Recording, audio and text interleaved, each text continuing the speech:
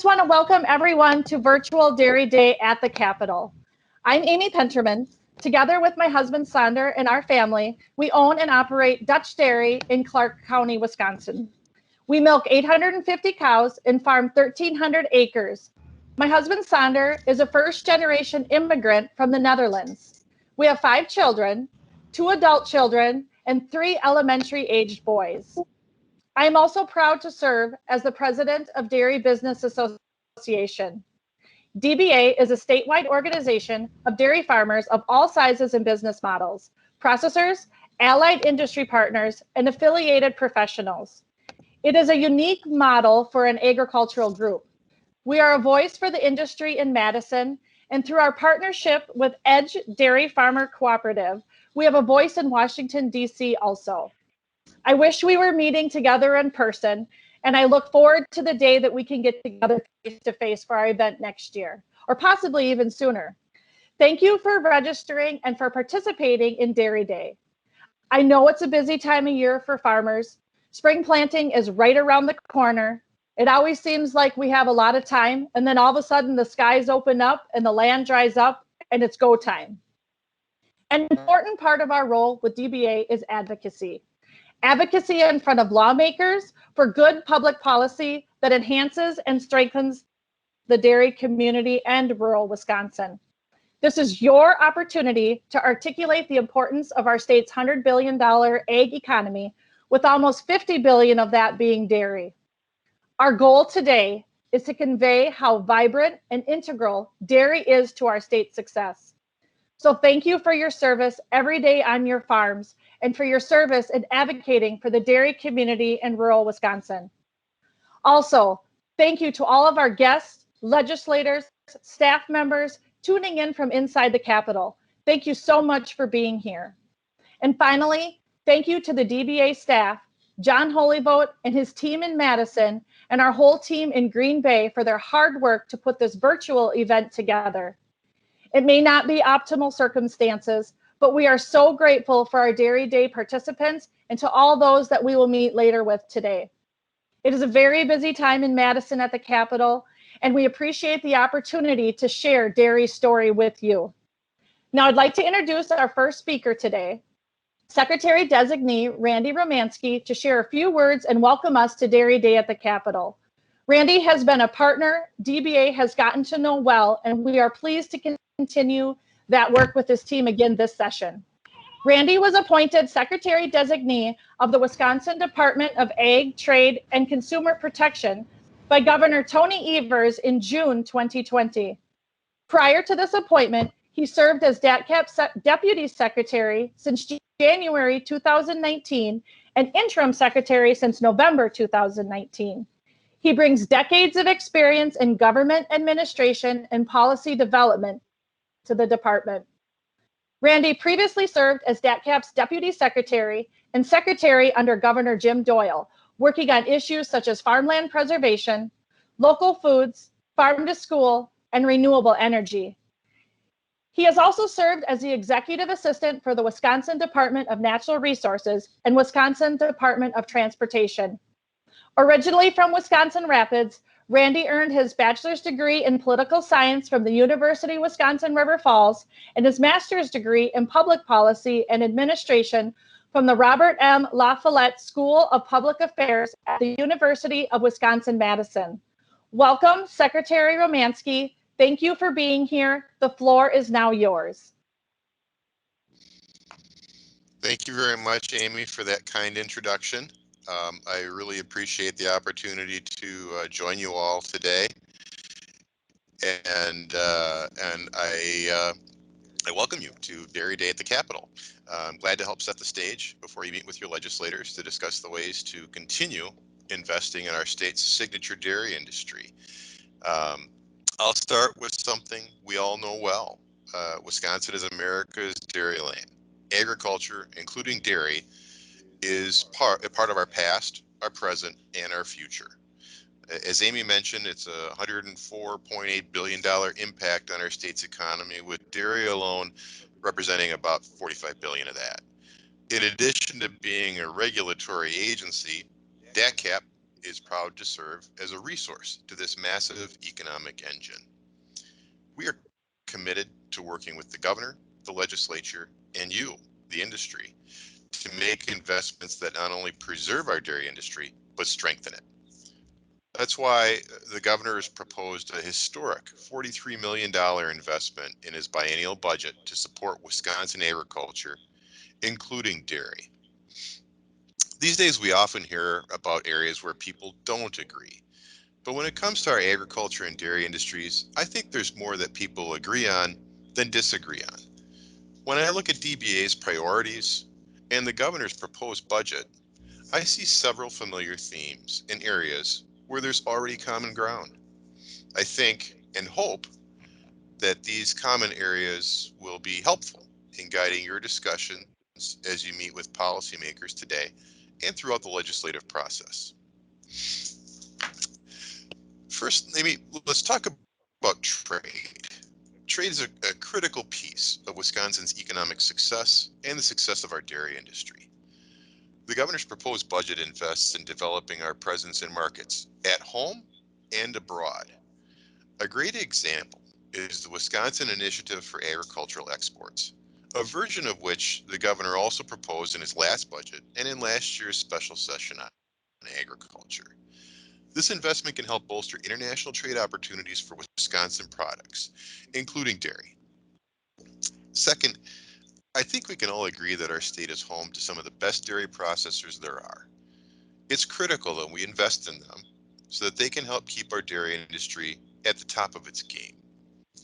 So in addition to the agricultural export assistance I just mentioned, the governor's budget also increases funding for the dairy processor grant program so we can continue to support innovation and expansion amongst our processors. Third, we all know that farmers play an important leadership role in protecting Wisconsin's soil and water resources.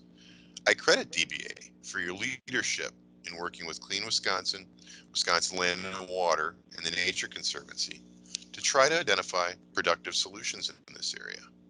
Governor Evers understands the importance of supporting such efforts as well. That's why his proposed budget proposes funding for things like additional county conservation staff, increasing funding for the popular and well-received producer-led watershed grant program, funding for managed grazing, regional biodigester planning grants, and more. The governor's budget also includes recommendations from the Climate Change Task Force, like creating a carbon market pilot program and continue our efforts to preserve productive farmland in Wisconsin. Fourth, we all recognize how important our farmers are here in Wisconsin. Our producers, including dairy farmers, are the foundation of Wisconsin agriculture and our dairy industry. It's critical that we support them. The governor's budget proposal includes investments in the services that help producers navigate the challenges that come with their profession. This includes farmer mental health assistance, a regional farmer support program, additional UW Extension staff, and grants for farmers to work with business consultants. These provisions would enable us to continue serving as a resource to producers, helping them access a variety of different tools that they can use to be resilient in the face of an ever-changing industry. Finally, as I walk through the many ways that Governor Evers' budget invests in agriculture, we need to provide funding to bolster DATCP's internal function. In order for the state to continue serving as an effective resource to the agricultural industry, the agency itself needs reinforcements as well. The governor has proposed additional positions at DATCP's lab, a position to support the veterinary examining board, permanent staff for the hemp program, and additional meat inspectors to work in partnership with the industry. The way we look at it at DATCP is we don't want to get in the way of Wisconsin's agriculture and dairy industries. We want to be a resource to you and the citizens of the state of Wisconsin. The governor's proposal would help us continue to do that. All this goes to show that when it comes to investing in the strengths of Wisconsin agriculture and dairy, there are already a number of areas where we can find common ground. The reality is that we agree on quite a bit, and the investments Governor Evers has proposed for the 2021-2023 biennial budget present many opportunities for bipartisan agreement and support. As I mentioned earlier, I suspect and hope that your conversations with legislators today and in the coming months will reveal more of these areas of agreement. It's been a pleasure talking with you all today about the investments we can make in Wisconsin dairy through the governor's budget proposal. I thank you again, and I hope you have a productive day.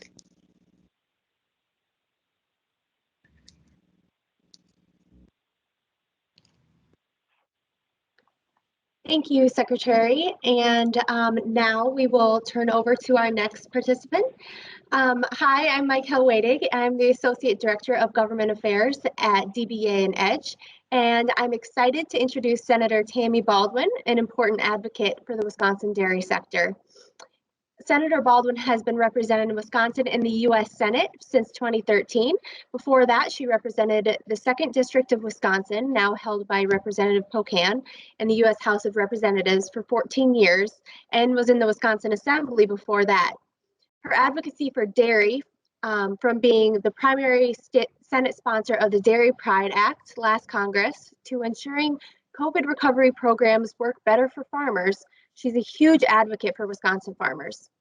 We have even seen that in her we've even seen that role expand as she's recently appointed as the chair of the Ag Appropriations Subcommittee. Senator, thank you for sitting down with us today virtually to discuss some top-tier issues for dairy producers. Well, thank you so much for having me. I'm thrilled to join you, and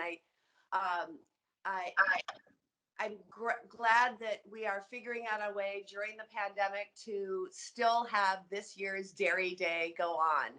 And I also want to thank Edge Dairy Farmer Cooperative and the Dairy Business Association for your continued efforts and partnerships as we work together to do right by our dairy farmers and the broader agriculture industry that they represent and support. I also want to thank everyone who's participating by tuning in today. This has been a challenging year for so many, but brighter days are ahead. And I want you all to know that I'm working across the aisle as the chair of the Senate Appropriations Subcommittee on Agriculture, Rural Development, and the Food and Drug Administration and related agencies. This subcommittee of the Appropriations Committee has historically been a very bipartisan committee, and working closely with my ranking Republican, we hope to keep that reputation very strong in the coming year. Every day, farmers in America wake up early, go to work to support our agricultural economy and the families that rely on it in our rural communities and across the country. And I know this because I see this firsthand representing America's dairyland. Our farmers and food workers are serving our country by doing essential work every day to feed our country and support our rural economies. But like most around the nation, they are really feeling the dire economic impacts of this pandemic. As the pandemic continues to weigh on our rural communities and agricultural economy, we really need to deliver more support to farmers so that our farmers, producers, ranchers, and food businesses have the tools that they need to make it through this pandemic and this economic crisis.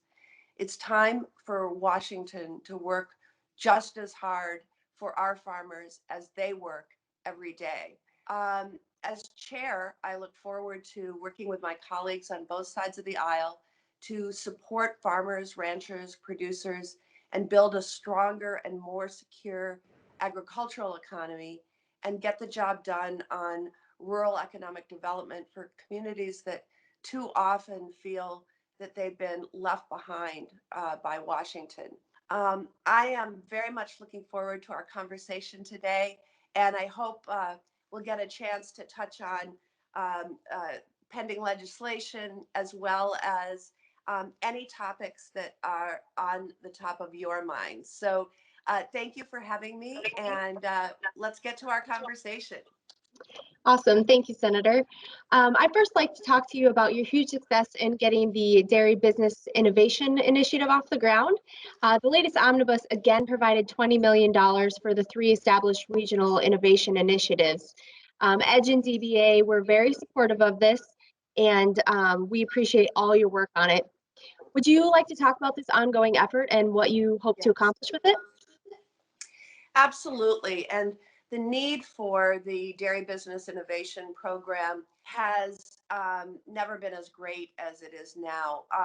But just to give a little bit of history, it was in the 2018 Farm Bill that I worked to include the Dairy Innovation Initiative. And the fact remains that too often, especially with low milk prices, we are seeing it be incredibly challenging to make a profit. Frankly, I think our farmers are very accustomed over many decades to having good years and bad years, but we've had just such a prolonged period of challenging times, and so the opportunity to innovate either at the producer level or the processor level to add value to our dairy products, to get the support needed to take an innovative idea and put it into action. That's what the business innovation or Dairy Business Innovation Initiative is all about. What happened after it became a part of the Farm Bill of 2018 is first, took about a year to get up and running, the 3 centers established. But we've been able to provide full funding in recent years so that sort of technical support as well as grant funding can really put innovative ideas into action. And a couple of years before the pandemic, I had a chance to look at several sites in the state of Wisconsin where that innovation was occurring with great success. And frankly, we need more of it. And I'm also pleased to say that in my discussions with our new U.S. Agriculture Secretary, new and returning, we should say, because he's been secretary before in a previous administration, but Secretary Vilsack acknowledges the necessity for these sort of programs because in too much of agriculture these days, simply, producers are finding that the return on their sale of what they raise or what they grow does not bring in enough money. And so we've got to innovate and add value so that there can be much better, brighter days ahead. Thank you. You were able to leverage your position on the Ag Approps Committee to include language in the 2021 Omnibus Appropriations Act asking FDA to clarify standards of identity for dairy products that don't contain dairy ingredients. The latest administration didn't make any, or excuse me, the last administration didn't make any moves in terms of dairy standards of identity. Do you have any sense of where the Biden administration will take this, or if they'll take this issue up? Well, I'm going to make sure in my role as chair of the Agriculture, Rural Development, and FDA Subcommittee of Appropriations that this issue remains high on our agenda and that we continue to press. So this is, and I will be reintroducing the Dairy Pride Act very soon. It will again be bipartisan in both houses.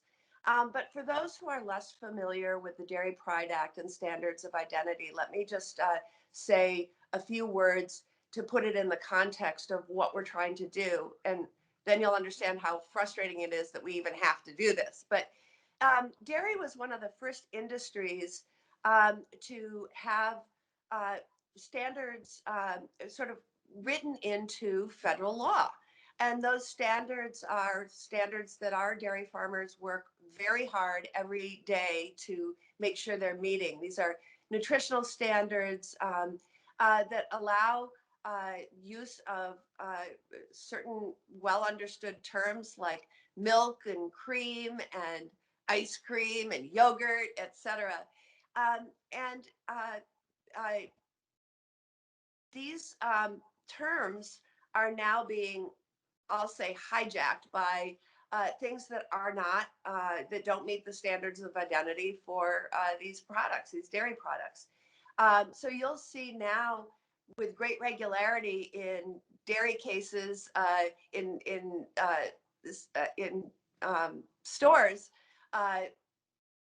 these fake products, sort of using dairy's good name to market themselves. So almond milk and soy milk and other things.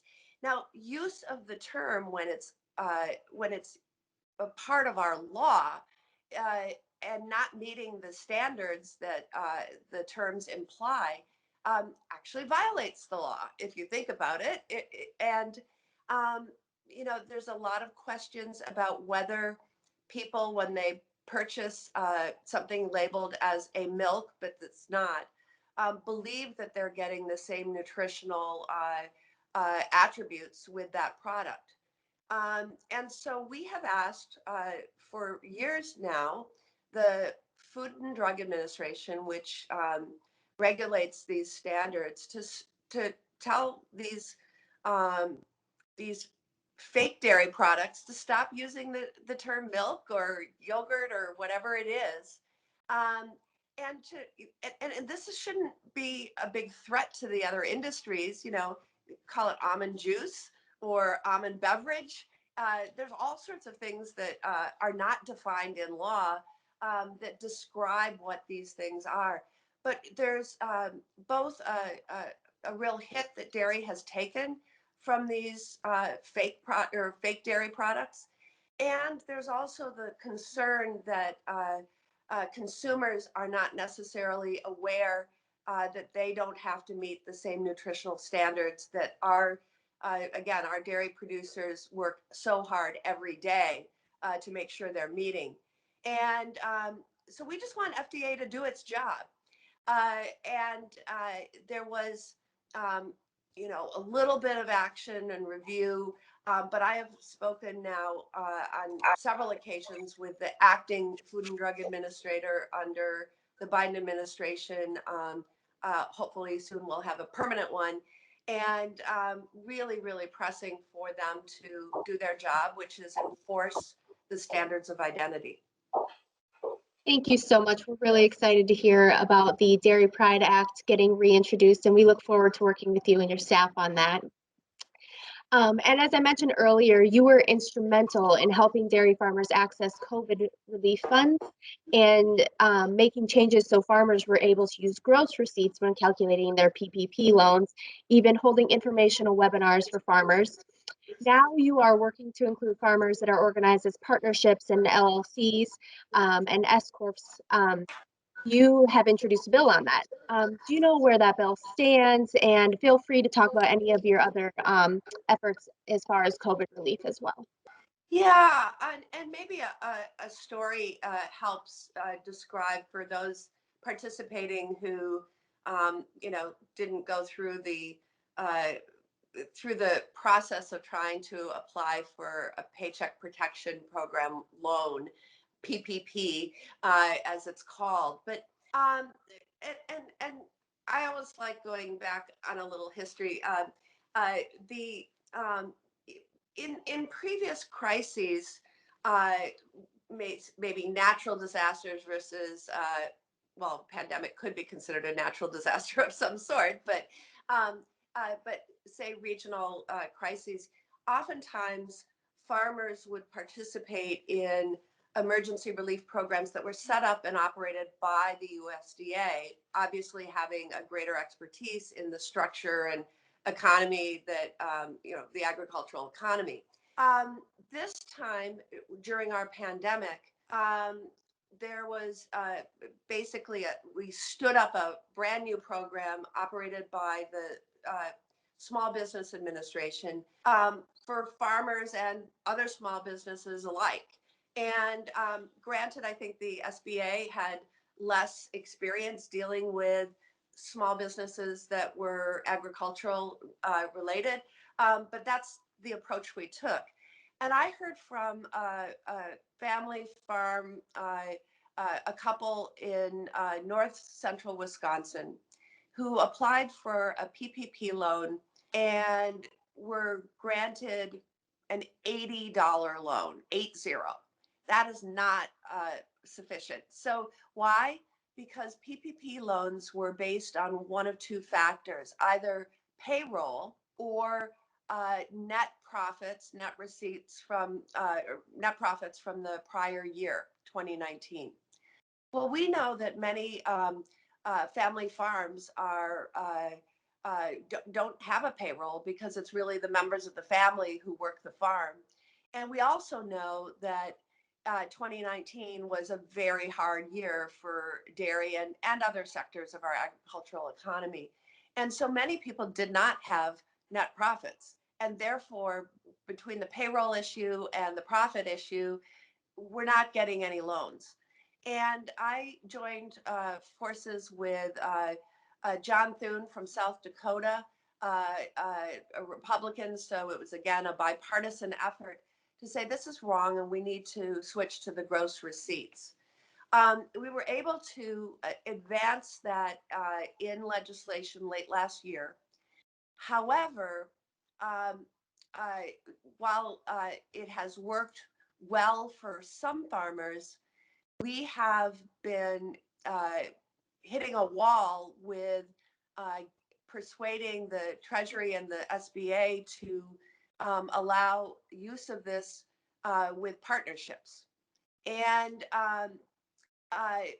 we thought we'd be able to work it out administratively. And we've seen a lot of pushback and resistance. So we're at it again. John Thune and I have introduced a bill to really mandate that they figure this out. And, you know, there's congressional intent here, and the congressional intent is to get the relief to people who need it and small businesses that need it. And so we're going to continue to press the agencies involved, but we will also be taking a second track, which is to pass additional legislation to make sure they know what we mean. Thank you so much. And I know we're running pretty low on time, but I want to quickly get your thoughts on immigration. We support the Farm Workforce Modernization Act that has now made its way to the Senate. And I know that you support President Biden's plan, which is a very broad bill, but unfortunately does not address the ag workforce issue. Can you just quickly give us your thoughts on that before we let you go? Yeah, I mean, I think the big question that you suggest is whether we're going to end up taking a track that tries to deal with all immigration challenges and crises at once, usually known as comprehensive immigration reform, or whether we're going to take up, as the House just did, several individual bills that deal with a smaller set of issues within the larger immigration debate. And I try to look in my crystal ball and figure out what track that's going to take. I wouldn't be surprised if the Senate does decide to take up a few discrete pieces of legislation, including the bill that you have just raised, as possibly also looking at the situation with dreamers who have faced such uncertainty. And the reason I wouldn't be surprised is that there's some momentum there, there's some urgency there, and there's also a very full agenda of issues beyond immigration that is going to take the attention of the Senate right now. And so, again, I'm trying to look in my crystal ball and tell you what the future holds. I would not be surprised if we end up moving in that direction. When I talk about big things on our plate, certainly the immediate focus is on the outline that President Biden has offered last week on a major infrastructure bill. And so, we can walk and chew gum at the same time. But I think given the enormity of that vision for rebuilding our crumbling infrastructure, that may counsel that it's more likely that we would do some immigration, take care of some immigration matters outside of the context of a comprehensive bill. Okay, great. Thank you so much for your thoughts on that. And thank you so much, Senator, for joining us today. Again, we look forward to working with you on everything in the future, especially the Dairy Pride Act. And thank you again for that. And with that, we will let you go. And I will hand it over to Chad. Excellent. Thank you, Michael, and thank you, Senator Baldwin, for that great interview. Really appreciate your time and thoughts there. I'm excited to introduce our panel discussion next. As you know, we're here to talk about the state budget. Today we have with us 4 members of the Budget Writing Committee to talk about that process. The Joint Finance Committee is a bipartisan, bicameral body. 8 members come from the Senate and 8 come from the State Assembly. It's also chaired jointly between the Assembly and Senate majority parties. Currently, Republicans control both houses, so the makeup is 12 Republicans and 4 Democrats. Joining us today is co-chairman, Representative Mark Bourne from the 39th Assembly District. Mark lives in Beaver Dam and is a former corrections officer with the Dodge County Sheriff's Department. He was elected to the Assembly in 2012 and has served on the Joint Finance Committee since 2017. This is his first term as co-chair. Representative Amy Loudenbeck from the 31st Assembly District serves as the committee vice chair. She lives in Clinton, Wisconsin, and is former Chamber of Commerce executive, compliance manager, and environmental science engineering services project manager.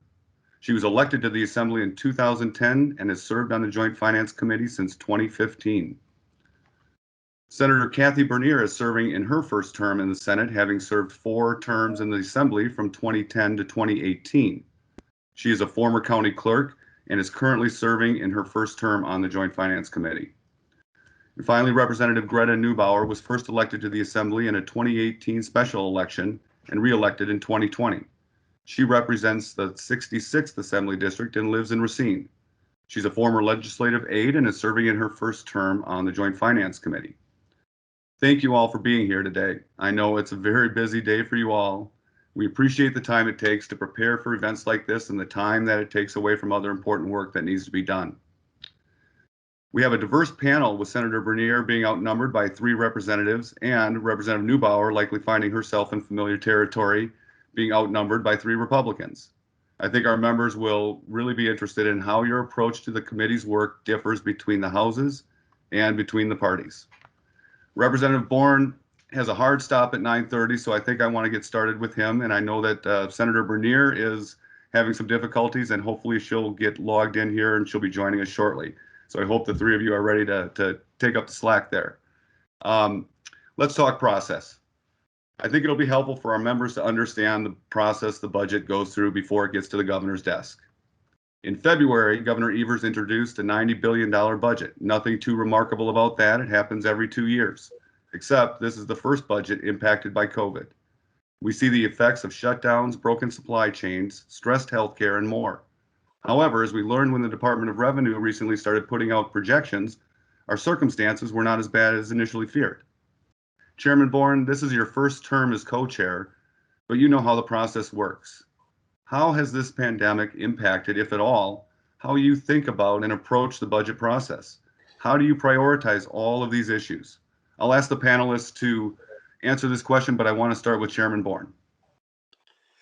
All right, well, thanks, Chad. Good morning. Good to be with you. Appreciate the opportunity to join you for a little while this morning. I think in some ways the pandemic did not impact the budget process as much as we initially thought, because as you mentioned, our revenue was not hit as we thought it might be last year when we were going through the shutdowns and stuff. So some of the process is very similar, at least from a general fund and a state viewpoint.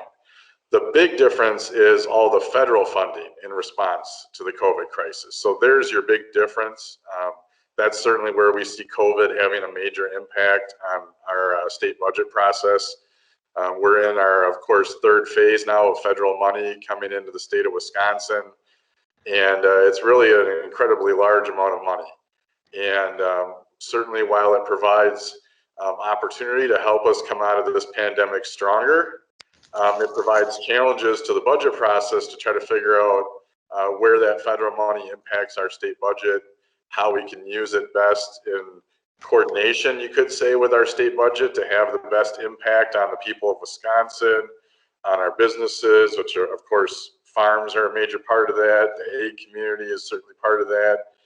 So without a doubt, the federal funding is impacting, changing the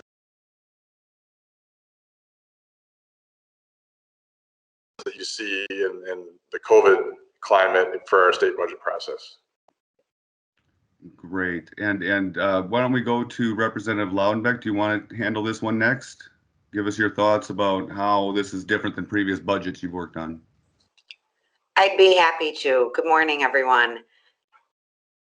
I would add to what Representative Bourne, my colleague, my co-chair on the Finance Committee, said, to just talk a little bit about process and logistics and how we kind of had to rethink a little bit of our approach to make sure that we are still as actively seeking public input as we have in the past. So I think the co-chairs have done a good job of working with some different venues, 2 different university campuses and one, the Hodag Dome up in Rhinelander, but some pretty large settings where they're spacing out the committee.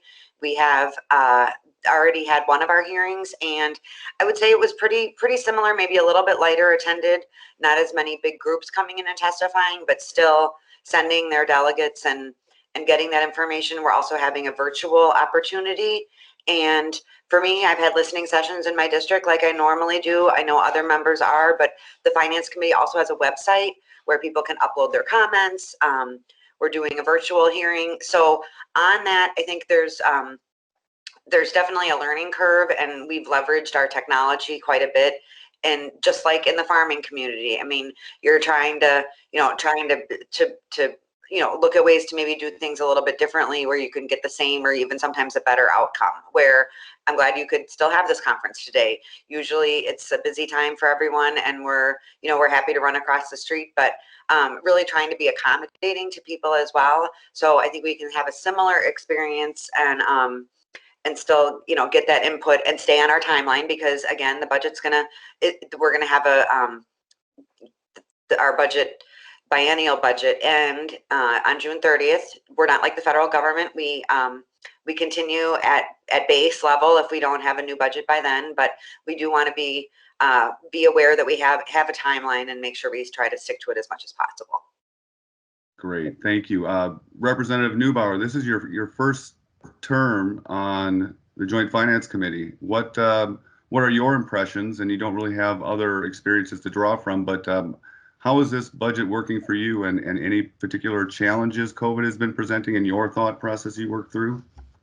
Yeah, thanks so much for the question. So, you mentioned it's my first budget, so I don't have a whole lot to compare it to, but it is really interesting to be part of the committee, certainly learning a lot very quickly. I'll agree with my colleagues. I'm really grateful that we've provided a number of ways for folks to engage in this process. It's great that there's a virtual hearing. I know, I've got a virtual public meeting tonight for my district. I know many of us are doing that, but it is challenging because, of course, there are many folks in the state who don't have access to internet or high-speed internet to join those kind of forums. So Certainly encourage folks to continue calling our offices and writing letters as well. I think often people think we get a lot more contacts sometimes than we actually do.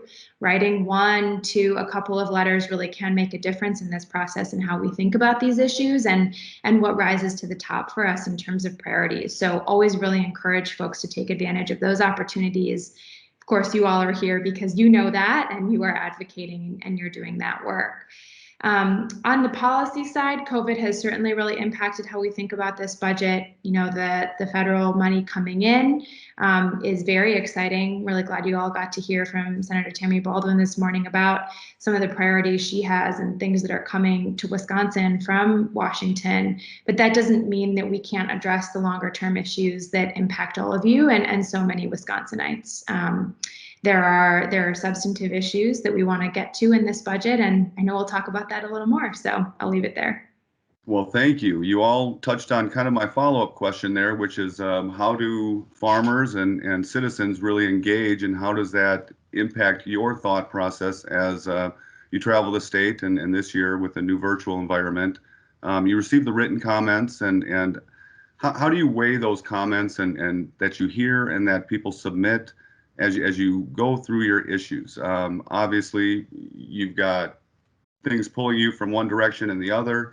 Could you tell us a little bit more about how important it is for the public to really engage in that?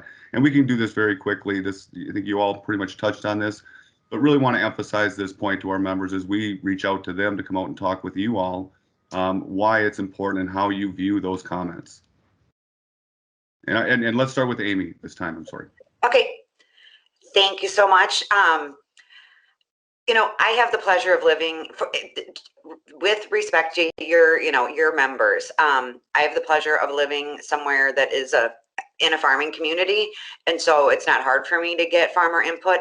I don't necessarily have as many of the large CAFOs as maybe other people do in the district, but the one great thing about the legislature is, you know, we are really accessible. So, you know, if my dairy operator in the town of Bradford wants to, you know, get their budget input to me, they don't need to drive to Rhineland or Whitewater. They can certainly pick up the phone or reach out to members individually. And I think that, I mean, especially with some of the opportunities, for example, the meat processing proposal, it's helpful to get the technical details from advocates. And I know that that's not a dairy one, but I'm just going to pick that out because you talked about the supply chain being affected, but helping us to really know if what we're getting at, because we can all identify problems. I think that's easy. We have, you know, the meat supply chain needs to be more, you know, more broad-based and have more opportunities for small producers, but how do we fix it? I mean, we want to really be, I think, precise with that. And the same thing with the dairy industry, where a lot of your issue areas are a little bit broader, but from dairy producers or something like that, like, where do you need the help? Do you need the help with the exports? Do you need the help with the branding? Do you need the help with supply chain? So that we can make sure that we are solving the problem, not just identifying it and picking a program. So those kinds of details help. Great, thank you. Representative Neubauer, I think you kind of covered it. Is there anything you'd like to add on that point? I think Amy said it well, really how these issues directly impact you, how they're not just a temporary issue in many cases, but longer term issues. And then, yeah, any specifics you can provide to help us understand the importance of the issue, particularly sometimes for folks like me who don't represent rural communities or farms. Well, absolutely. We'll reach out and get you out on a farm tour, Representative. Senator Bernier has joined us. I want to welcome her to our conversation. Thank you for getting here. I'm sorry you had some trouble here earlier. We're having a conversation really about the budget process. As you go out and conduct these listening sessions, I just kind of asked the thoughts from the other legislators. How important is that citizen input? How is it received by you, and how do you process that when you go through the choice by choice options you get when you hear all of these comments? Senator Bernier? Welcome. Well, thank you for having me. I'm trying to get acclimated here. So I was having technical difficulties as many of us have through all this electronic stuff. So it is important to listen to constituents and input. I sometimes recognize that, a lot of it's repetitive and a lot of individuals have the same issues. But we also have to look at individuals within our communities. Farmers generally don't come to the listening session. The conservation groups do, which is important because you're closely connected.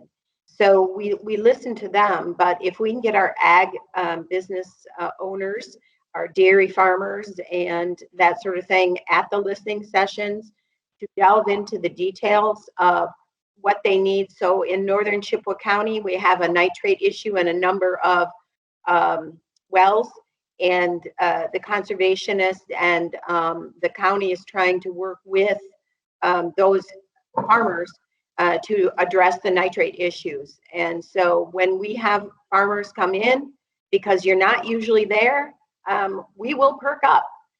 We want people there that generally don't go. And I know that, of course, this is my first time in joint finance. However, I have sat on a number of joint finance meetings when they've been in my area of the state. And so I just know that we need to get the dairy farmers up close and personal. Great, thank you. Representative Bourne, anything to add on this? I would just say that it's important to tell your story so that we can see how that ties in with the direct requests. I mean, Chad and the team at DBA does a good job of laying out the requests, the details, what you're looking for to help the industry. It helps us understand it better if you can tie a story of how it impacts your family, your farm, your business. And then I definitely agree for especially the reps that grew up in cities, get them out on the farm. So, contact their offices directly, invite them out. That happened to me early in my legislative career. The Christian Hill Farm Dairy up in Lamira reached out and got me out there to meet with the family and see the operation. I've also had a chance to be on the Craig Brothers farm, which is just outside my district.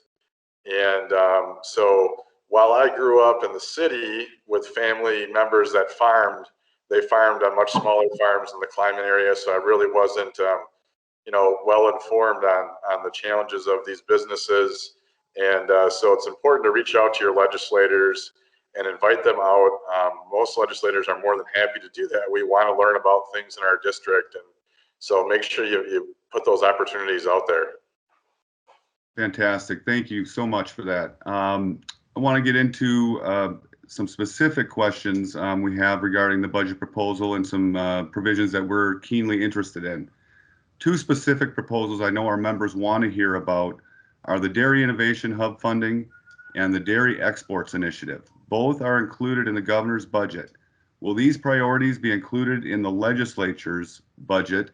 And are you talking about any potential increases to these? I know the GOP just introduced a package, Senator Baldwin and Representative Kurtz, sort of amplifying the governor's dairy exports provision. Just want to know if you're already thinking about those things and what you're going to include in the budget that you produce, which we understand is probably going to be significantly different, but you'll be picking and choosing, I think, provisions from the governor's budget as you build your own. Senator Bernier, since you're joining us, do you want to take this first question? Sure. I think that we in the Joint Finance Committee have already discussed a number of priorities that would allow for one-time funding. So we have to take into account all the federal funds that are coming into the state, which is a whole different dynamic than previous budgets. We had general purpose revenue, SEG funds, that sort of thing to work with, and we knew what our estimates are. We don't know what the impact of the federal funding is going to have, and if there are some DBA priorities and dairy business farming priorities that could potentially have one-time funding, that would be a good place for some of the ARPA funds if we're allowed to use them. So I think we've got to step slowly and cautiously, taking into account all of the federal funds that are in here and how they will help the dairy business as well. So the innovation hubs, as you know, is kind of a new thing. We don't know exactly how successful they are quite yet.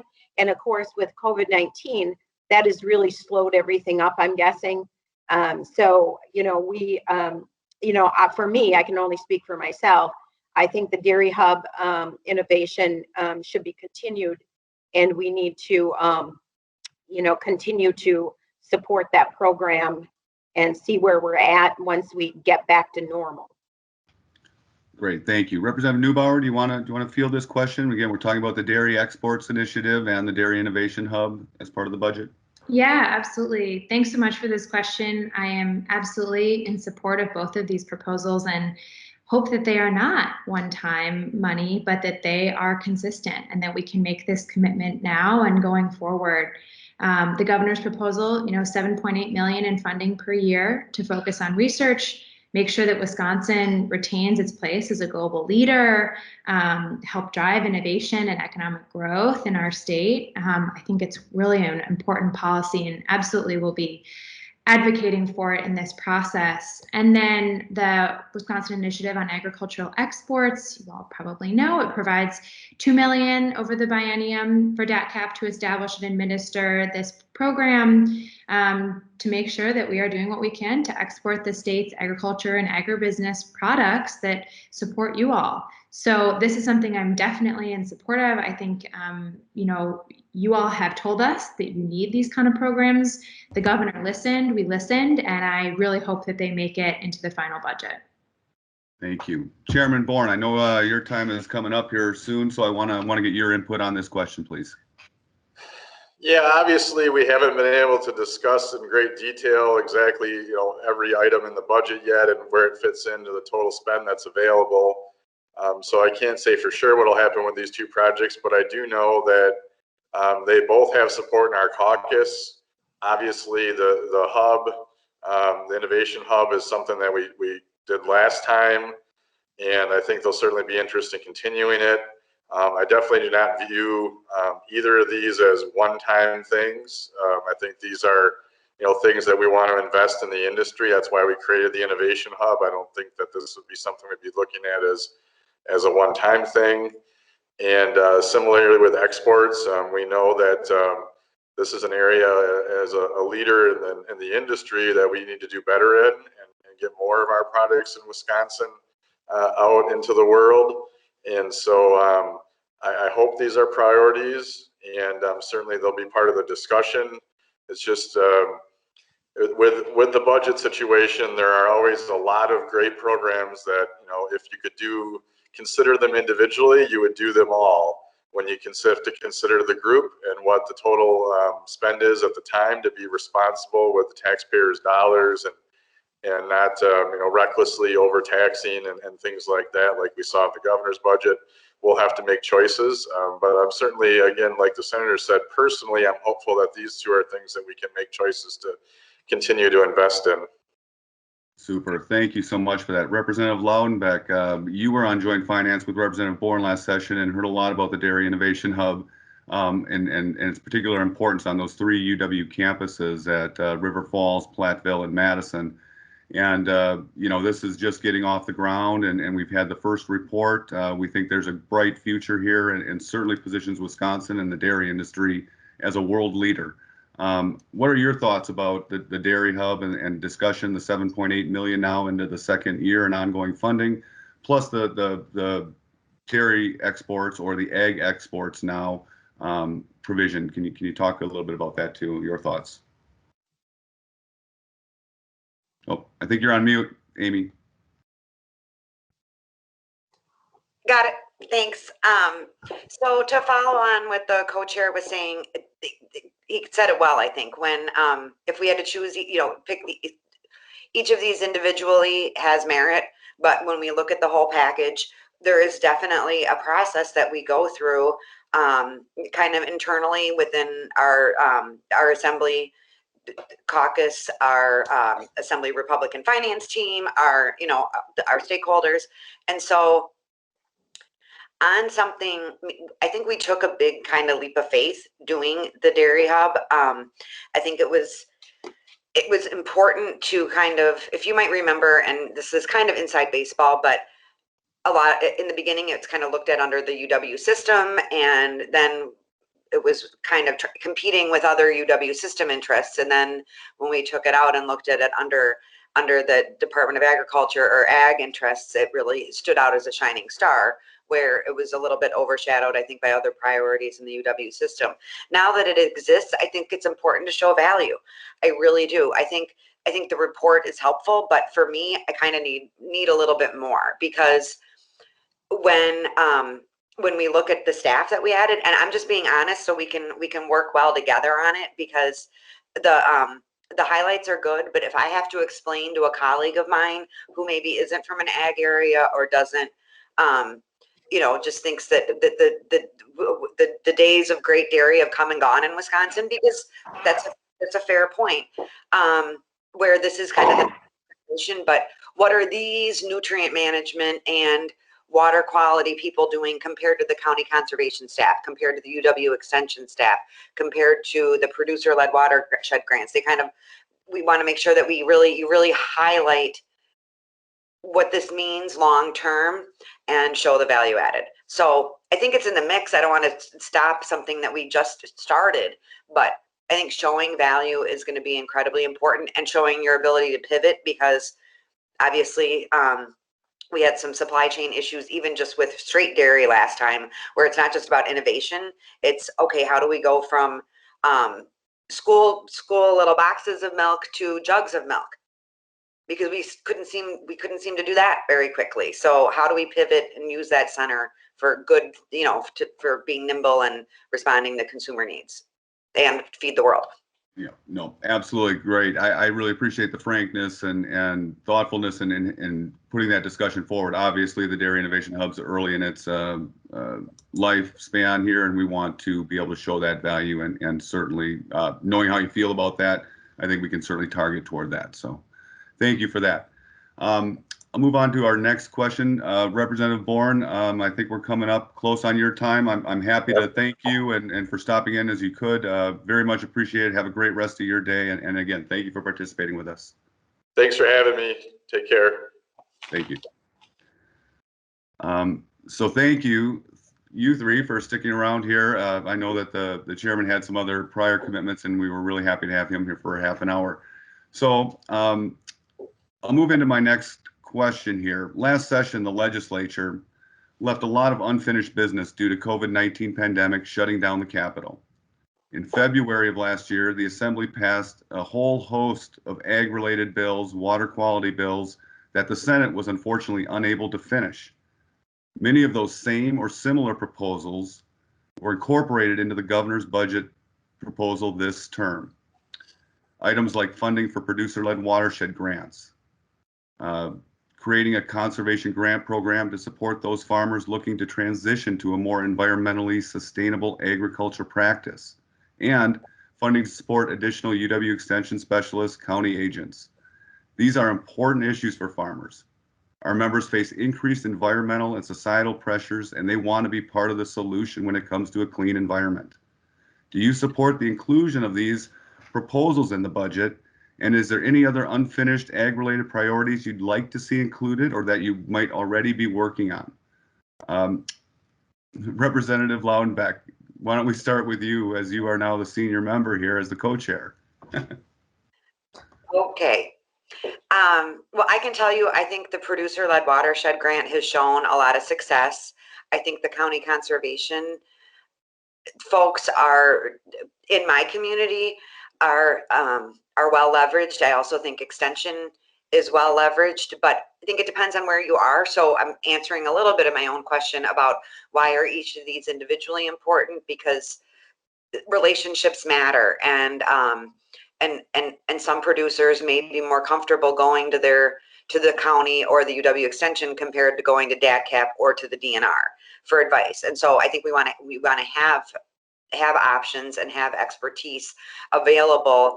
I know that I authored that teaching directive bill that's already been signed into law, so we kind of got to check that policy box. But I also understand having those specialists are so important, especially when you look at things like weather and pest control, and I mean, things that I'm sure some of your dairy producers have, you know, certain things that they really, with their animal health and with their forage and all these other things, with their ability to keep their own production agriculture side going when we do have such wet weather, and like things like pigweed and water hemp and all these things that no one knows what to do with them, that we really rely on those people. And so I think keeping and growing the things that work are going to be a priority, and maybe before adding all of the new things. But I also, when you look at exports and things like that, I think they're important too.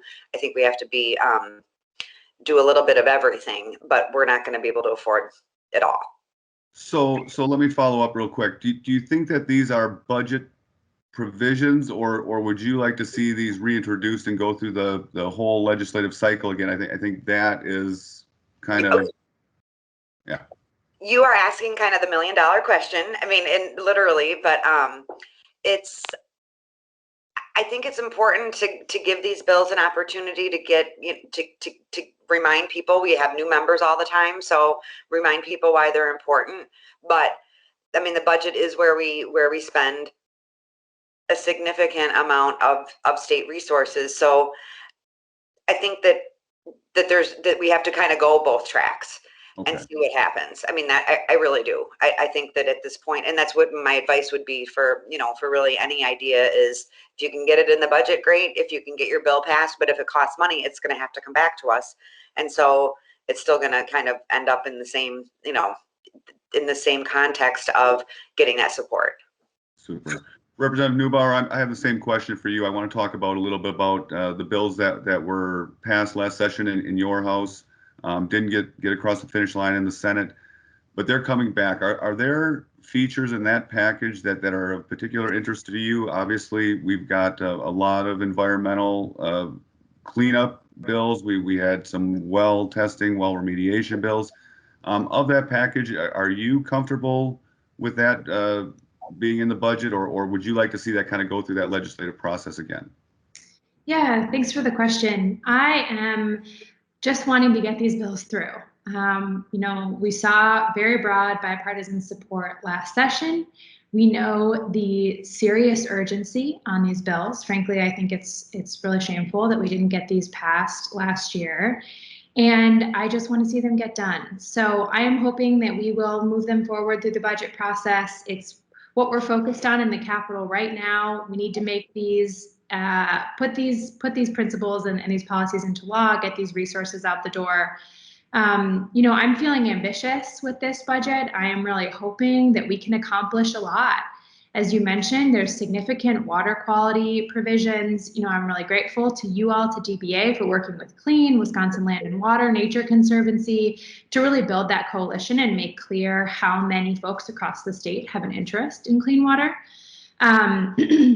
And I'll just highlight maybe two other things that I am excited about in this budget that I really hope we can see happen, that we've been talking about for a long time. I don't have farms in my district, but I do have people who work on farms. And so I think it's really important that we make these investments in our workforce. We've already talked about the Dairy Innovation Hub, but that is critical in providing driver's licenses for undocumented folks, many of whom are trying to work in rural areas. And then you mentioned a little bit, on some of these climate bills as well. Pleased to see a bill I introduced last session included in the budget in a slightly different form, but there was a sustainable agriculture carbon sequestration bill. Really hoping that those are included in some of the other DATCP provisions, support a carbon market in Wisconsin are included as well. Excellent. Thank you so much for that. Appreciate those thoughtful responses. Senator Bernier, living up in the Chippewa Valley, northwest part of the state, I mean, we've got some unique challenges up there as well. Looking back to the Assembly session and the bills that were heading to the Senate, are there any pet projects or any specific provisions there that didn't make it across that you're seeing now that you like in the budget? Any of these water quality or well testing, mapping bills that you're looking at, and you think the budget might be the right place for these bills? Oh, you're on mute, Senator. I had to mute my sneeze, so I forgot to turn it back on. So the senators that I work with, I noticed, want to delve into the details on almost every provision that comes through. And so, you know, I'm disappointed we didn't get into what the Assembly passed prior to COVID-19 and the challenges that we faced. However, you know, Baldwin and Kurtz have a bill that that just came out that I'm eager to sign on to.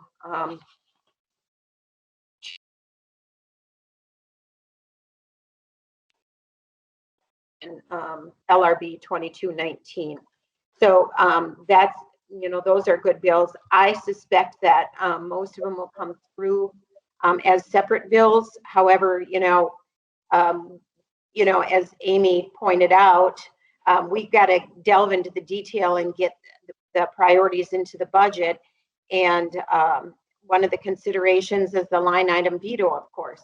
And so we don't want to change the interpretation of the goal that we set for our bills. So I know that I'm working on a budget amendment to fund the county conservation officers. UW extension is important. There goes. Area of the state you're in, and whether they have crop specialists or the specialists that the individuals in that rural community actually need. And so there's a lot of detail there that we don't know necessarily than just a blanket bill to add UW extension positions. You know, it has to be more targeted than that. So the Senate will, as in my experience so far, is going to be a little slower and a little more deliberate and asking a lot of questions and demanding a lot of answers. Good. Well, thank you. Thank you. I want to switch gear a little bit. I think we're getting close to our time, and I just want to make sure we get this question in. So I want to switch to transportation just for a minute. We need a long-term sustainable fix to our state's transportation funding needs. We cannot continue to borrow to pay for our roads at existing rates. Rural roads are the lifeblood of the dairy industry, and we need roads that are safe and reliable to transport our products in and out of Wisconsin. We understand a solution might include new revenue, but we want a proposal that will take care of funding needs for years to come and still remembers the importance of our rural roads to the state's economy. Senator Bernier, let's start with you right away. What are your thoughts about transportation spending? And I'll ask Representative Neubauer and Representative Loudenbeck the same question. Well, Chad, you probably know that we worked on a bill for transportation funding for utilizing sales tax and dividing that out among county and local governments. I still think that is an answer to funding our local county and local roads, and that would be a solution. I don't know if there's appetite to come up with a long-term solution other than when we have additional revenue. We packed a lot of money into local roads last budget, and so I'm probably preaching to the choir, but we overutilize income tax and property tax, and we underutilize our sales taxes. And if somehow there's got to be an appetite to bring a balance to that, and that would really be a good option for utilizing sales tax for road improvements. Super. Representative Neubauer, do you want to take a shot at that? What do you think about transportation? Are we going to get something done long-term this session?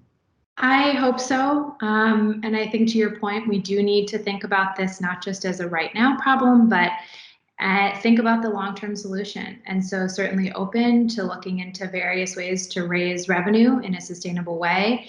Our roads are deteriorating in front of our eyes. I saw some of the rural roads just driving out last week to the hearing in Whitewater that were about to be flooded, right? we've got a real challenge here in Wisconsin, and it is impeding our economic development and ability for farmers and folks across the state to make a living. So it's definitely something that I'm interested in working on. I think all options should be on the table. And I also know it's not the long-term solution, but I'm very excited to see the introduction of the infrastructure plan, in Washington, and really hope that Wisconsin gets some of the resources here that we need to really put an infusion into our transportation infrastructure in our state.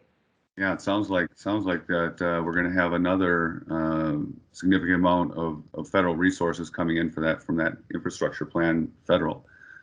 Representative Loudenbeck, you've heard this discussion for a number of years surrounding transportation and the need to find long-term sustainable funding. Share some of your thoughts kind of over the years where we've been and how close are we now to actually doing something on transportation. We've had a lot of different mechanisms pulling money out of transportation, putting money into transportation. What's the answer going to be? Well, I think Greta kind of teed up the other part of the conversation, which is this influx of new federal dollars. And it is going to be a very real part of the conversation, this budget, where I don't see us looking at new revenue sources. We have two bills right now that we voted on in the assembly yesterday. One is to send $308 million out to our counties and cities and towns, significant dollars that we want to have utilized immediately for local roads and bridges. There is also a proposal to use some of the federal dollars that are coming to the state to pay down transportation bonding specifically. So if people remember, part of the conversation that we were having was, oh, well, you can borrow more because it's really at low interest. But at the same time, we were getting up into the 20 cents on the dollar range of segregated transportation funding being used to pay down debt. So I think we still have to get the right mix of how much we borrow and how much we pay cash with, and what is in the mix. We're also looking at adding electric vehicles into the mix. I think part of that conversation of if we're going to do the electric vehicle charging stations, if we're going to allow those, are we going to have some collection mechanism for those? So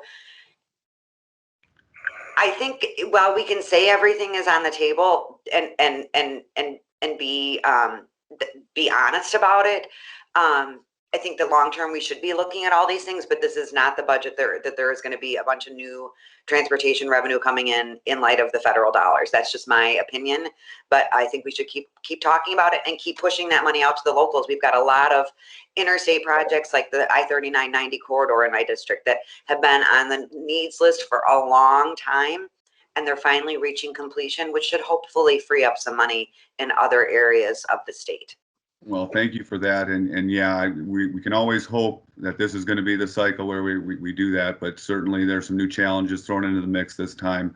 I think we're kind of coming up to our time. I want to give everybody a chance to kind of have some closing remarks and thoughts. I hope we presented a picture here of broad issues that dairy farmers care about, our processors care about, and how wide-ranging the issues are. From conservation to ag to environmental stewardship and the like. Farmers stand ready to work on this and want to know how we can be partners with you as you do your job and spend the state's tax revenues. So I want to thank you for your time. And in closing, I want to give everybody a chance to just sort of wrap up or give some closing remarks. Let's start with Senator Bernier. Thank you so much for allowing me to be in your video meeting. I appreciate always being with my dairy farmers and dairy businesses. It is important to my district, which is mostly dairy farming. And I also appreciate that I represent the great municipality of Colby, home of Colby cheese. Yes, you noticed the bill came out again. So I appreciate all of you, all that you do, all the cheesemakers, the dairy farmers, and agribusiness in general. It's our life. It feeds us and it feeds the world. And I appreciate all that you do. Thank you so much, Senator. Really appreciate your time today. Representative Loudenbeck, want to say a few things to wrap up? Yes, just to your members, glad to see the momentum that you have. I know we didn't get to talk about some of the CAFO regulations, but Chad, I'm happy to work with you. I think you guys have been really good advocates for the rigorous compliance regime you all are operating under, and trying to thread the needle on that. I'm happy to continue to work on that. Have a lot of respect for the hard work and the risk and the never-ending days that you go through. And I am proud to live in the dairy state, and happy to be a resource for you anytime I can. Well, thank you for that, and I really appreciate that, and I'll take you up on that, and we'll be in your office, I'm sure, to talk about CAFO regulations this session again. Thanks. Representative Neubauer, thank you for being with us. Anything you want to say in closing and to wrap up our panel discussion? Yeah, just was really wonderful to be here. Thank you for having me. I know there are a lot of other great items in the governor's budget that we could have talked about too. Nitrate mitigation efforts, more on farmland preservation, county conservation officers. I appreciate the advocacy that you all are doing. I know you have more than enough on your plate right now, but as we said, your voices really do matter in this debate, and you all being present for this conversation and continuing to push us will be critical in getting these provisions through. The success of our state, every district, every community depends on the success of farming and agriculture in Wisconsin. And so we are just really grateful to you all for the work that you do in your communities, for the ways that you support our entire state, the way that you feed our entire state, and as Senator Bernier said, the world. So thanks again for having me. Look forward to continuing to work with you all. Well, thank you so much, and I appreciate you bringing up some of those issues we weren't able to highlight today. Farmland preservation, county conservation, nitrate mitigation, all priorities for DBA and items we'll be talking about, hopefully with you again around the state as you make your travels around for the budget hearings.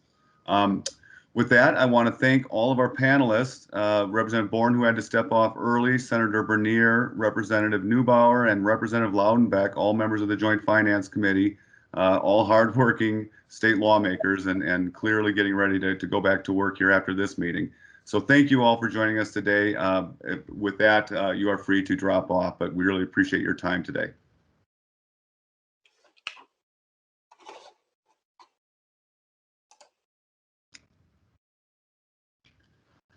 And now, I think we can move on to our next portion of our meeting. We're going to hear from Secretary and CEO Missy Hughes from the Wisconsin Economic Development Corporation.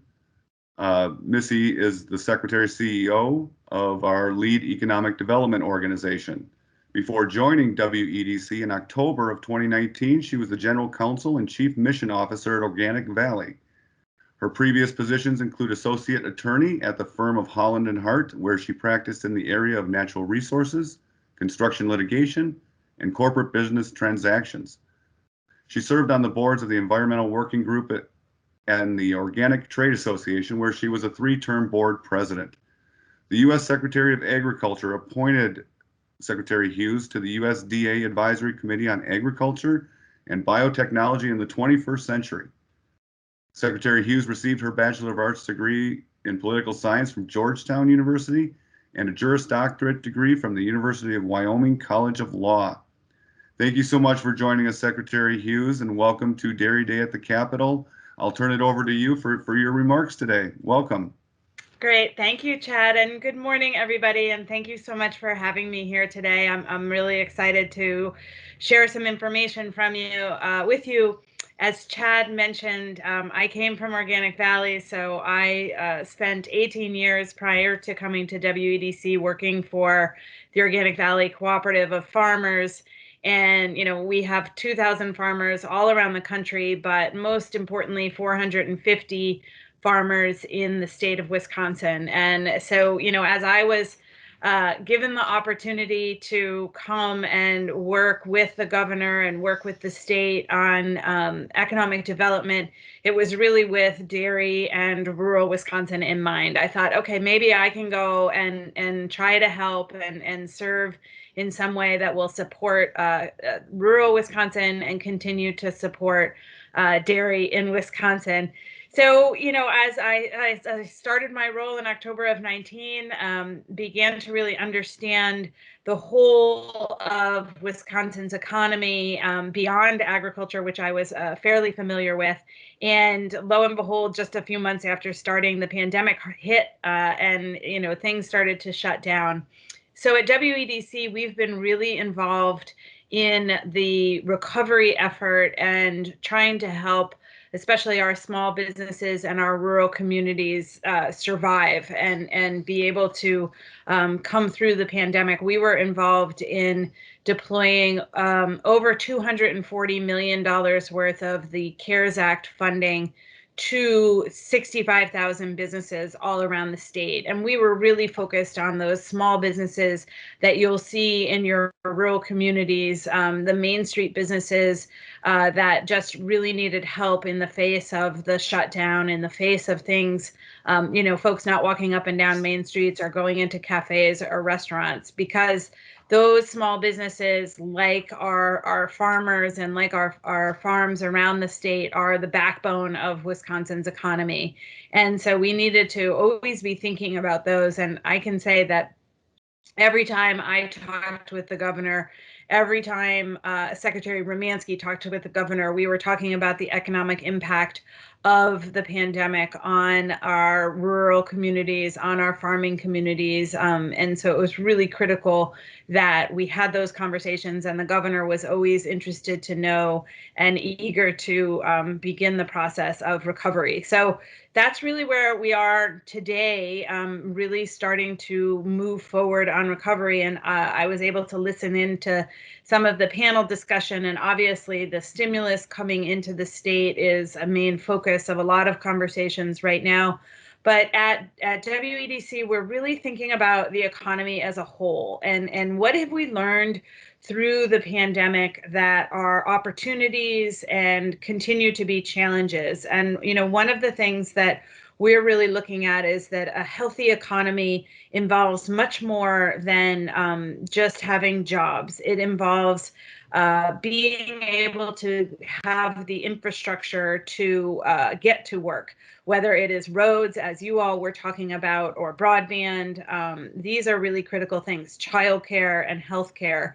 Making sure that the environment is clean and that you're not subjected to pollutants. And so I was really interested to see and to review your, Chad, and DBA's priorities, because you're really also reflecting this idea that when we look at our priorities, we need to be thinking about all of these different pieces of the puzzle together. So not only are you thinking about transportation and the importance of good roads in order to move around, but you're also thinking about driver's licenses and the need for an individual to be able to have that license so that they can get to the farm and do the work that you need them to do. You're thinking about the environment, you know, as we were talking just now about your work on permitting and CAFOs.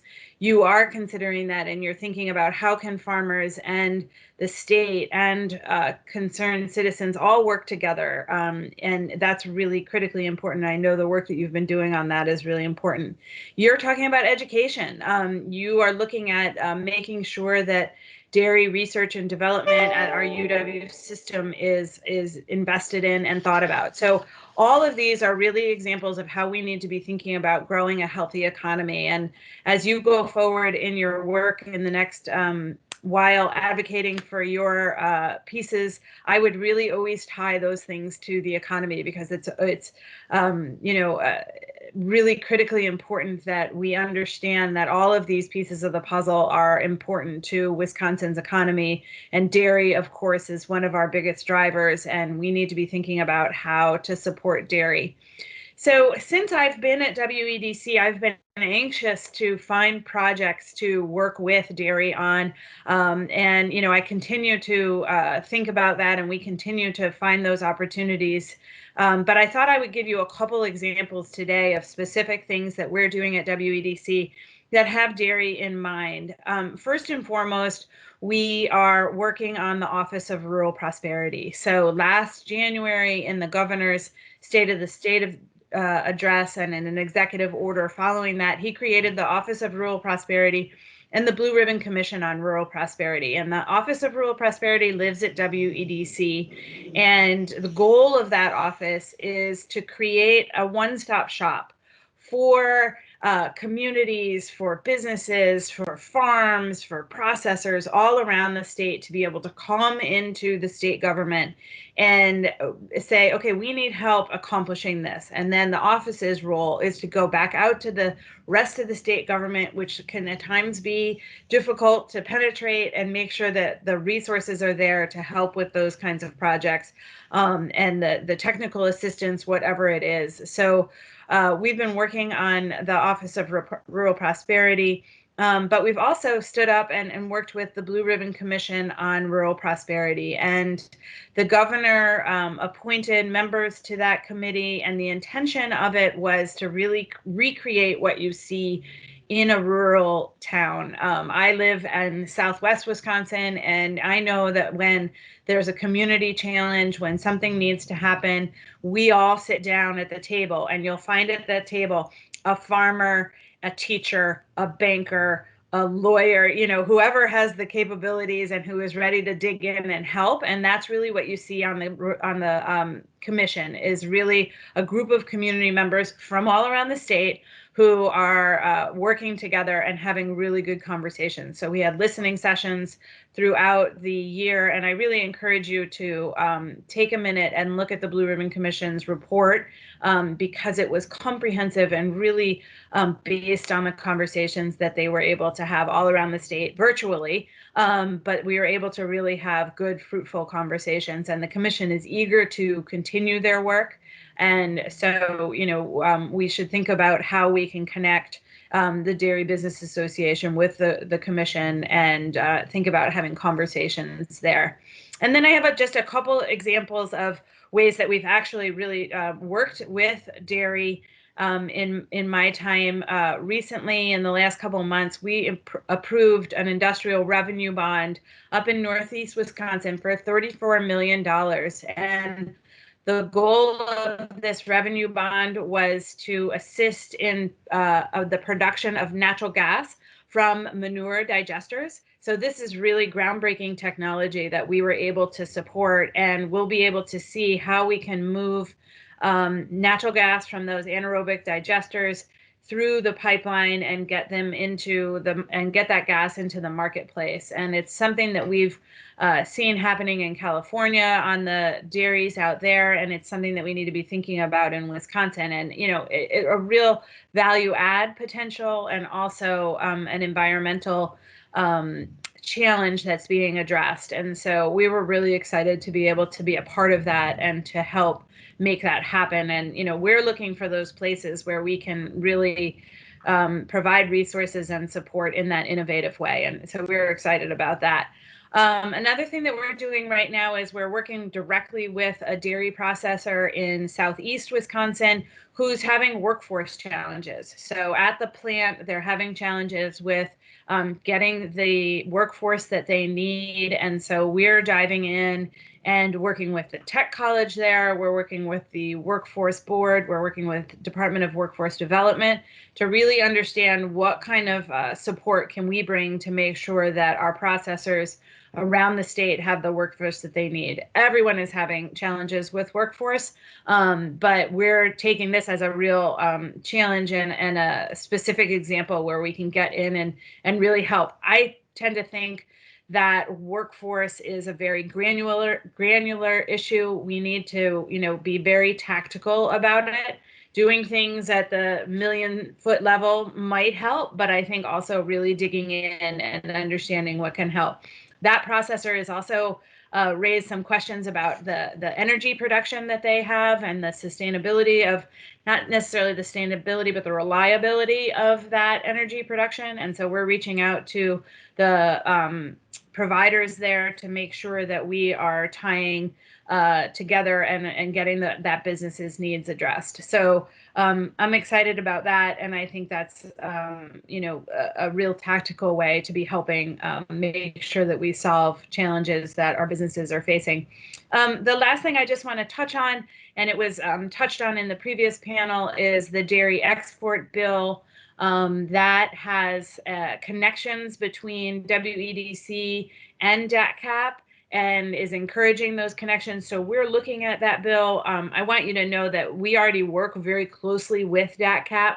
At WEDC, our focus is really on helping businesses learn about the opportunities of export, because anytime that you export something, you're bringing dollars. If you think about it, you're selling something in another country or another area, you're bringing those dollars back to Wisconsin. So you're growing the Wisconsin economy in that way. So it is critical that we continue to expand exports.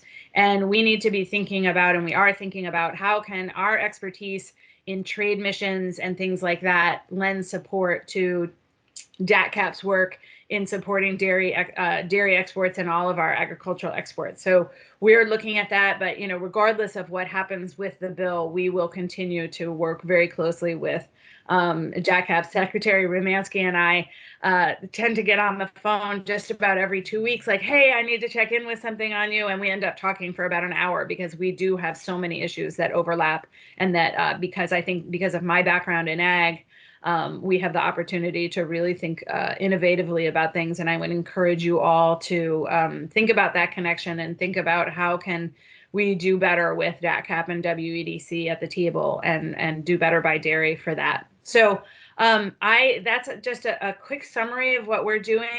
And I want to thank you again for your work. Always I work at WEDC with the dairy farmers in mind, because I have many dear family friends who are dairy farmers, and they're not part of my family, but I consider them family friends because of how long I've worked with them. So thank you so much for having me, and please stay in touch with WEDC, and let's continue to find ways to work together as we move forward. Thank you so much, Secretary Hughes. Really appreciate that. You brought up some great topics. We didn't even have a chance to talk with our joint finance panel about the broadband investments. And we're very excited about the Office of Rural Prosperity and the transitions there and working with that office. Giving us a lot to think about. I've already gotten a couple questions about the digester project you were referring to. So very excited to hear about that, and we'll continue to look into that. But our time is short, and I really appreciate the message you had for us. Gave us a lot to think about, and certainly we'll be back in touch and look forward to working with you in your office. Great. Thank you, Chad. Thank you so much. Thank you, Secretary. We're going to go real quickly now because our time is running short before we head into our meetings. We have a special video message from former Governor Tommy Thompson, a native of Elroy, elected to the Wisconsin Assembly, became minority leader, won election as Wisconsin's 42nd governor in 1986. He won an unprecedented 4 terms, making him the longest serving governor in Wisconsin history. As governor, he remained committed to a strong university system, faculty research, and the Wisconsin idea. He stepped down during his 4th term to become the United States Health and Human Services Secretary under President George W. Bush, a role where he oversaw an increase in funding at the National Institutes of Health and enhanced public health preparedness. Following his term in public office, he focused on efforts to develop innovative solutions in the healthcare challenges facing American family, businesses, communities, states, and the nation as a whole. Governor Thompson earned his bachelor's degree and law degree from Madison. Let's roll the tape and hear what our chief head cheerleader in charge has to say. Good morning, and thank you for being in the dairy business. And thank you for belonging to the Dairy Business Association on this year's virtual Dairy Day at the Capitol. It's an exciting time to be in dairy.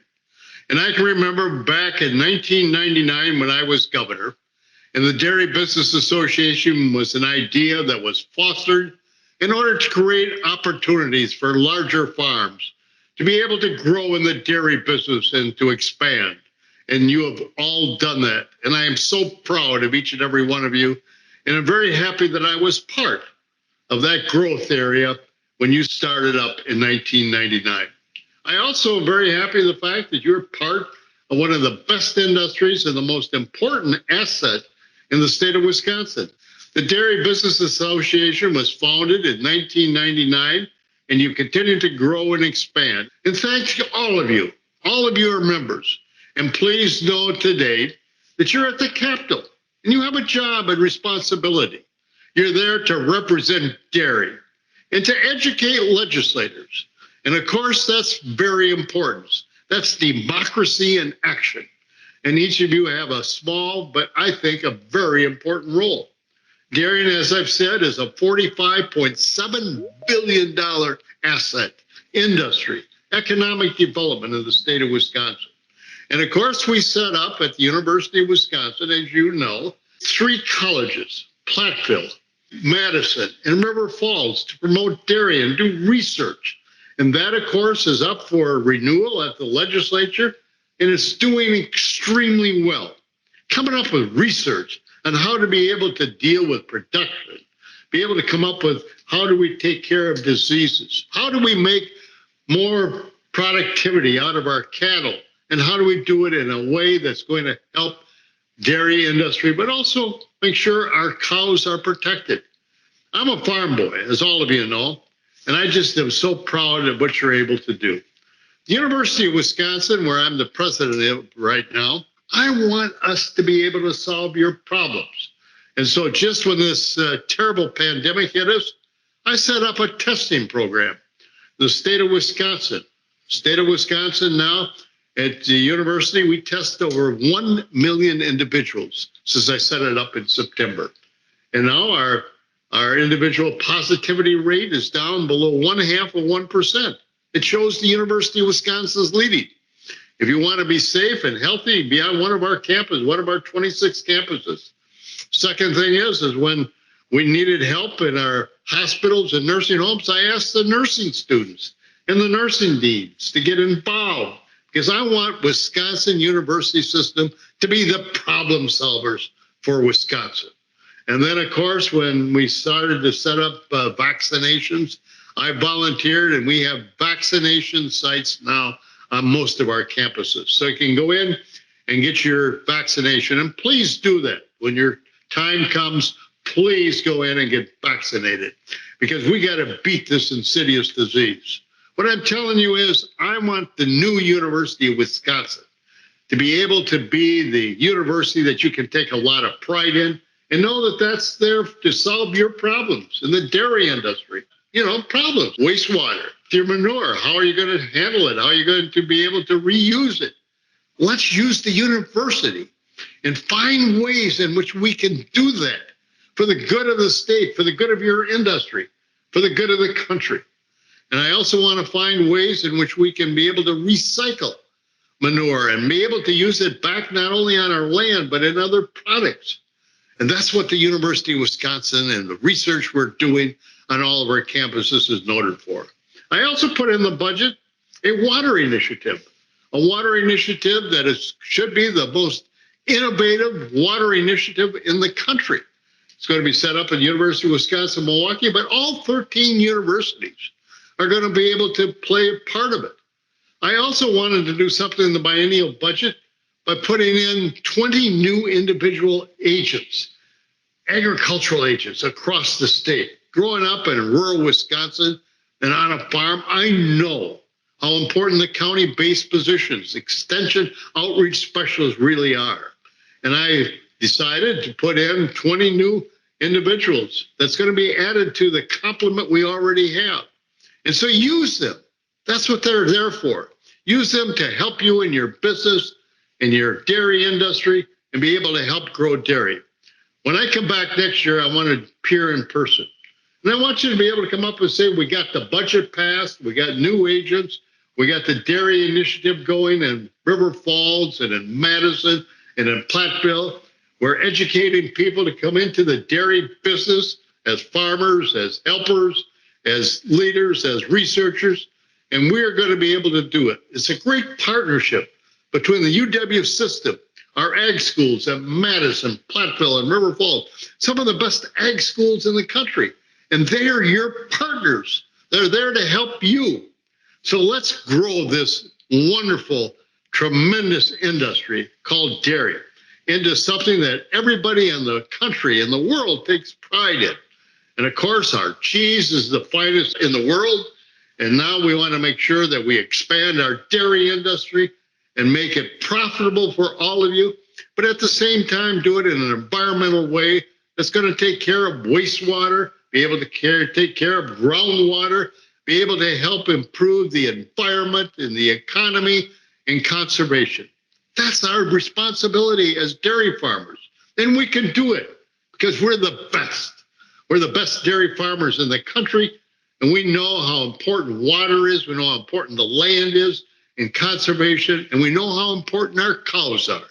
So don't forget, when you got a problem, come to the University of Wisconsin and help me get my budget through up at the legislature. When you're up there talking to legislators, put in a good word for your friend Tommy at the university and make sure that you recognize that the University of Wisconsin, probably next to our people, is the best asset we have. We're a $6 billion economy, 40,000 employees, 170,000 students, and we're there to grow Wisconsin. Dairy is so important to be part of that economy, and that's why together, as partners, the dairy community and the University of Wisconsin can march together forward to promote, improve, and make Wisconsin the dairy state today, tomorrow, and as far in the future as we can see.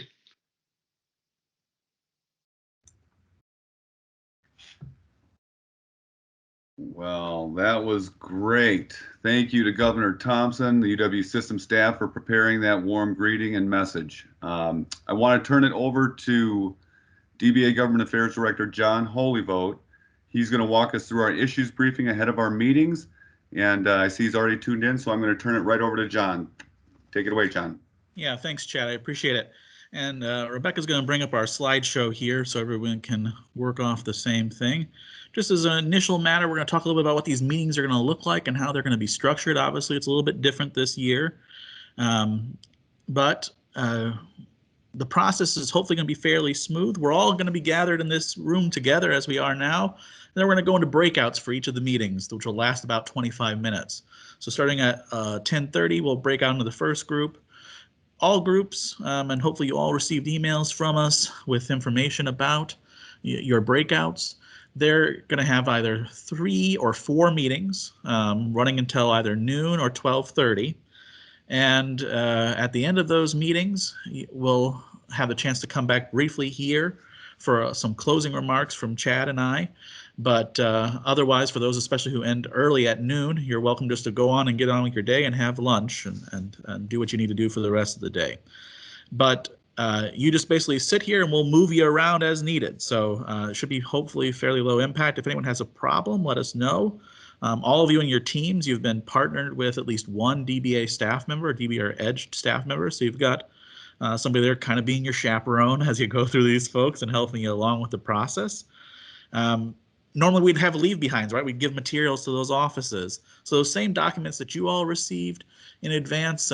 So our little information about DBA, a breakdown of our membership, a rundown of our legislative priorities, as well as some in-depth discussion of our water quality initiative and our budget ask as it relates to water quality, have all been provided to those offices in advance. So they have those materials, the same ones that you'll all be working off of, they should have in front of them as well.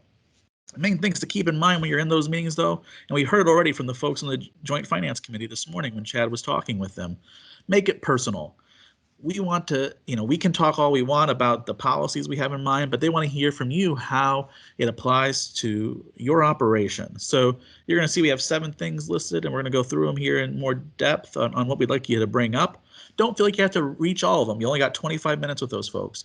If you feel passionate about one of those issues, take that and make that the one that you focus in on. If there's something else that's not on that list but that's important to you, feel free to bring that up with your lawmakers as well. And some of you have unique expertise. We have some corporate members on here who have unique expertise as well as farmer members who do.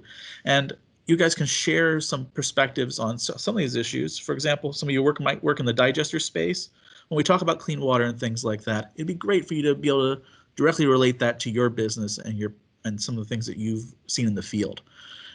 Also, remember to be polite and appreciate different viewpoints. That's true of the lawmakers. We're going to be meeting with folks from both parties today.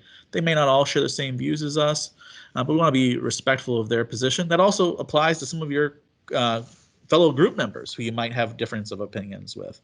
That's fine. There's a way, of course, to disagree without being disagreeable. We just want to put our best foot forward during these meetings. Also, just a quick note on meetings with staff. A lot of these meetings, especially on the Senate side, you will be meeting with staff. Normally, when the Senate does have floor periods, and we weren't sure if this was going to be one or not, they're normally on Tuesdays. This week, they happened to choose to put it on Wednesday after we had long since scheduled this event. So most of them are in caucus or on the floor of the state Senate right now. So, or they will be on the state Senate floor later during parts of your meeting. So you probably won't have them. You will have staff, but these staff folks are integral to the whole operation. You know, they are the eyes and the ears for their bosses. So treat them just like you would if you were meeting with the lawmakers. Now we're going to quickly run through our different issue areas, and we're going to hopefully have a little bit of time for questions from you all before we break up into our groups. First thing is supporting clean water initiatives. We've partnered with some other organizations, including some conservation organizations and environmental organizations, to reiterate how important it is that we get something done on water quality. You know, last session we had a big focus on that. Those task force bills were a good start. We really do need more funding for groundwater mapping and well testing, more funding for people to treat contaminated or replace contaminated wells. We want to try to make sure that our non-point program, our county conservationists and those folks have the funding they need, especially as we try to make the baseline expectations for runoff management applicable to all farms regardless of their size and type. We want to do what we can to also promote those programs that are already out there that help us. That includes the Farmland Preservation Program. There's a bill out there trying to improve and bolster that program, as well as the farmer-led watershed initiatives that we heard from the members of JFC about. So there's a lot to talk about here. There's federal cash out there, there's state budget. We don't care how we fund it, we just think there is a need to fund it. We're falling behind our neighboring states and how they fund these matters, so we want to at least throw that out there and give a forceful request for as much money as they think they can find. And again, for those things that are one-time expenses, those might make a lot of sense to spend some of the CARES 2 funding for that. For those things that are ongoing expenses, we'd like to see a commitment in the state budget. Next slide, please. Improving the CAFO program. This is something we've worked on ever since our organization was founded. The system still is not perfect. It's known for its delays. It's known for high turnover of staff. We also think it just really has the wrong focus. There's so much focus on the minutia and the details of permitting and not so much on the back end of things. So we end up wasting a lot of time and not necessarily getting better results. We also think that involving the private industry to do more of the permitting side of things can actually save us time and money. And again, focus in more on the compliance, which I think is what the public actually expects the program to be focused on. We've heard about the possibility of increased CAFO fees and more staff for the program. And in fact, that's been featured in the governor's budget. We don't necessarily oppose those moves, but we don't think they should be just in a vacuum. If we're going to do that, it needs to be part of a broader program to improve our broader proposal to improve the entire program. Next slide, please. Improving dairy and ag research. We've heard a lot actually this morning, especially just from Governor Thompson right now, about the dairy hub. We've just funded this last budget. We sure want to keep the annual funding that has been allotted to it. That's $7.8 million per year. So please ask folks about that, especially if you happen to live near one of these campuses. I know we have some members on here who do work directly already, maybe through one of their farmer-led watershed groups with one of these campuses, which I'm thinking particularly of both Platteville and River Falls. Talk about that. That's important. It's important for them to see the connection about how this is helping to support programs they already are funding, and to see the interconnectivity between those things. Additional UW extension faculty has also been something that Governor Thompson put in his budget request. Our former Governor Thompson sent in his budget request from the UW. and something that Governor Evers has included in his budget. We are supportive of that, and also supportive of a change in the law that would allow UW Extension faculty to count the time they spend instructing farmers towards their teaching hour requirements. UW Extension faculty are a great resource for us, and their highest value to the state is actually working directly with our farmer members. Next slide, please. The truth in labeling bills. We heard a little bit about this issue earlier, and some of it also on the federal side. This is really about some state bills that try to make sure we have fair and honest labeling of milk, cheese, other dairy products, and also meat. We know that consumers are being misled. You might hear from some folks that they don't think they are. It's not so much that they think soy milk actually contains milk, but they're often confused about whether or not those things have the same nutritional content. You all spend and send, all of our farmers who are on the call, you guys have send your checkoff money in. Well, I should say it's taken out, right? So you don't even necessarily have to send it in. And they use that to promote dairy products. So really these plant-based products are riding on your marketing coattails, and unfairly so. Talk to them about that issue as well. We want the same labeling protections that we're talking about for dairy, for meat too. We all know that lab-grown meat and meat imitations are coming. In fact, many of them are already available. So we don't want the same kind of confusion that's now out there in the dairy space to become a problem for the meat industry going forward either. One quick note on that too, there are some folks out there who are upset that that meat bill doesn't contain special protections for fish. Just to be clear, we want it to stay as it is because the way these work, we have to have a certain number of states to all pass these because of interstate commerce requirements in the U.S. Constitution. So it's important we keep that language uniform. And that's why that matters. So in case that comes up in your meetings, that's why that's important. And it's not that we can't try and protect the fish folks later, but right now in Wisconsin, the meat folks are far more important to our state's economy, and they need the protection first. So let's get it done, and then if we need a return for the seafood folks, we can do that later. Next slide. Helping dairy processors. We heard about this topic again. Two things out there in the budget. Both are budget asks. So if you're meeting with any joint finance members, be sure to bring it up. We want to support the initiative for agricultural exports, new funding at DATCP to promote those exports, as well as added funding for our dairy processor grants. Next slide, please. Sustainable transportation funding. Chad basically queued this up exactly in his question to the JFC folks, and that's perfect because we are looking for a long-term fix. We know we might have to spend some money for it, but we are open to that because our roads are that important to the work that we all do. And whatever we come up with, we actually want it to last for a while, so we're not constantly playing catch-up like we have been the last several budgets. And we absolutely need to reinforce that whatever solutions they come up with, we want to focus on rural roads. I know Chad loves Senator Bernier's particular tax idea. I think it's a great idea, her sales tax idea. That's one way to really get at those rural road needs. So just drive home the importance of a rural infrastructure when we're talking about road funding. Next slide, please. So then final issue here is driver's permit for non-citizens. This is also something that we've been working on for many years. People often conflate this with an immigration issue. It's not. The feds are either going to do or not do whatever they're going to do on the federal side of things. And we heard Michael and Senator Baldwin talk a little bit about this at the tail end of their discussion earlier this morning. This is really about public safety and that we make sure that people who are driving are properly trained and properly insured. And it's also an economic development issue. We have people out there who are working, especially some of these folks who were essential workers throughout the early days of the pandemic. They should be able to drive legally and safely. Non-citizens were able to get licenses in Wisconsin before, so we're not changing something that we've never done before. In fact, some of these folks still have their old license from 20 years ago before the Real ID Act was passed.